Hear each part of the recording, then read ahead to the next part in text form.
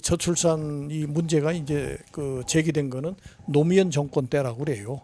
그때 이미. 그래서 그때 청와대에 인구 대책 및 그 미래위원회라고 하는 일종의 TF를 이렇게 그 마련했는데, 그게 오늘 이제 저출산 고령화 위원회로 이제 변화된 거죠.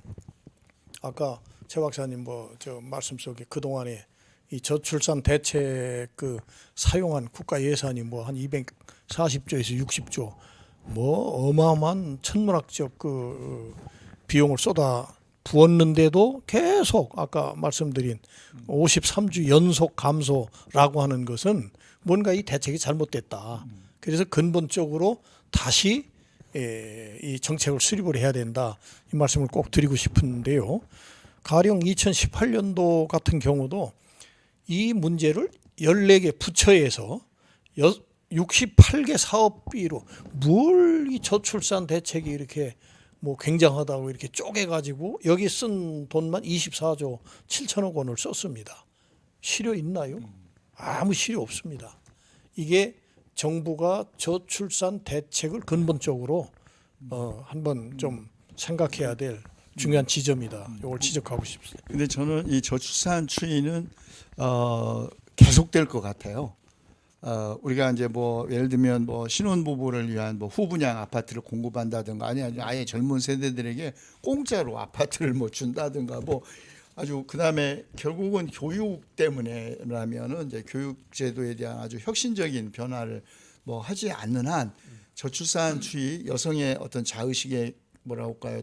하여튼 변화라든지 그리고 이제 4차 산업혁명 이런 것들이 오히려 훨씬 더 그 경쟁력을 강화하고 무한 경쟁 시스템 안에 인간을 두기 때문에 저는 저출산 추이는 계속될 것 같다.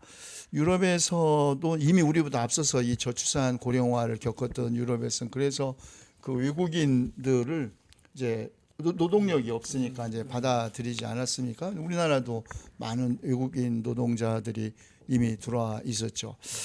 제가 독일의 그 동서독이 이제 통일 막 되고 이제 그랬을 때 제가 이제 함부르크에 있었는데요. 전 세계에 흩어져 있는 독일인들을 독일로 불러들이기 시작했습니다. 그래가지고 특히 러시아나 이제 동구권에 있는 독일 사람들이 이제 대거 이제 독일로 들어오는데 네가 독일인이냐 아니냐를 판단하는 기준은 독일어 한두 마디만 해도 독일인으로 쳐졌어요. 족보를 어떻게 하겠어요? 그래 물론 그 이전에 폴란드라든가 터키에서 어마어마한 노동력을 갖고 있는데 제가 이제 괴테 학원에 어학원을 다닐 때에도 그 어학원 안에 폴란드 등 동구권에 그때 이미 80년대 초인데요. 그 엄청난 사람들이 왔어요. 어떻게 왔냐니까 그냥 오면 독일어 공부시켜줘. 괴테 그 비싼 학원에. 그 독일어 공부 마치면 그 직업훈련 시켜줘. 직업훈련 되면 취직시켜줘.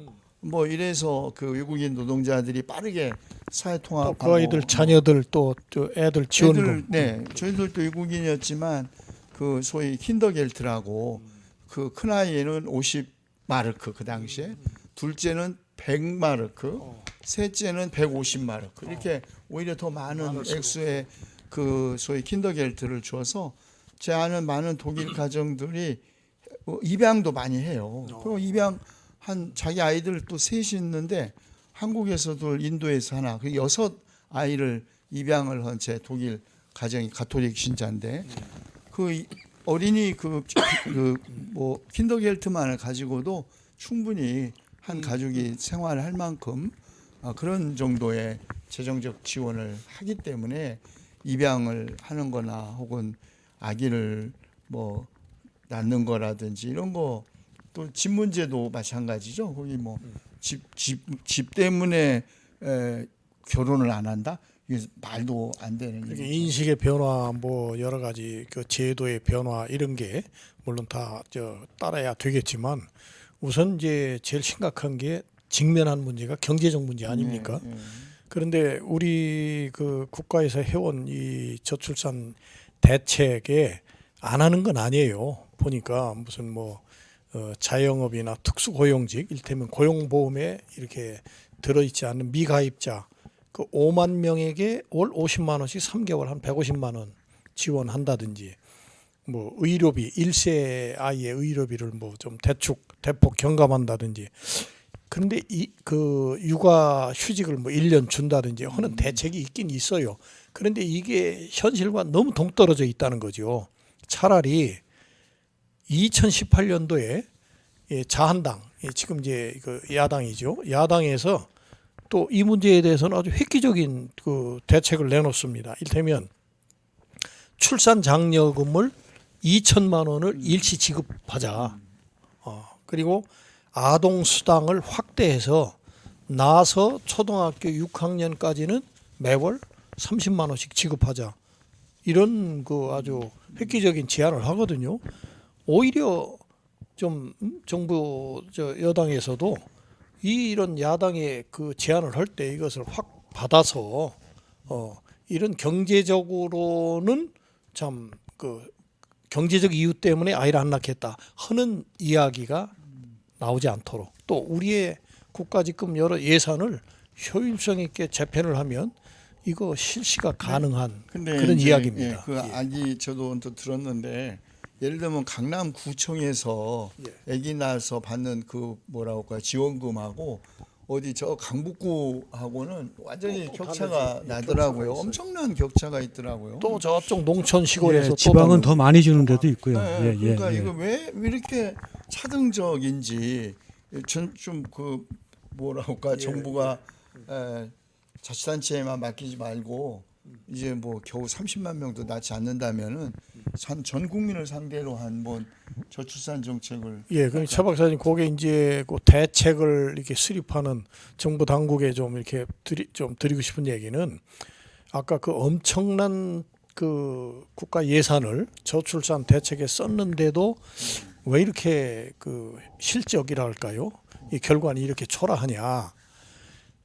하나의 사례가 뭐냐면, 당시 한 2018년도에 자한당에서 그 아동 수당을 6학년까지 지급하자고 할 때 상위 10%는 제외하자. 이제 늘 그러잖아요. 뭐 돈 많은 이제 10%는 제외하자. 요런 또 그 조건을 달았는데, 이것을 이제 관계 당국에서 살펴보니까 요 10%를 가려내는데 드는 소위 행정비가 그 10%를 다 포함해서 주는 행정 예산보다 더 많다는 거예요. 여기에서 우리가 알 수 있는 부분이, 사실은 이 대책비로 국가 예산이 효율적으로 이렇게 지급을 해야 되는데, 이게 과다하게 다른 행정, 그러니까 소위 간접비로 이게 많이 소모되는 게 아닌가, 이제 이런 좀 의심을 좀 가지고 있습니다.